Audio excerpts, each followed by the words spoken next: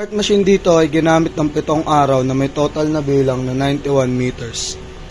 Ito ang printer head. Ito naman ang copying. Head clean.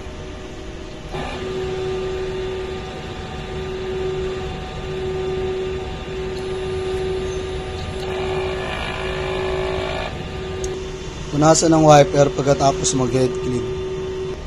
Nozzle check.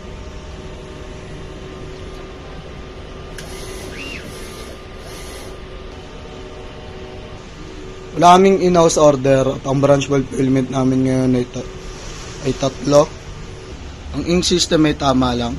Ang waste tank ay nalinis kahapon. Ito naman ang ABR at ito naman ang ground wire.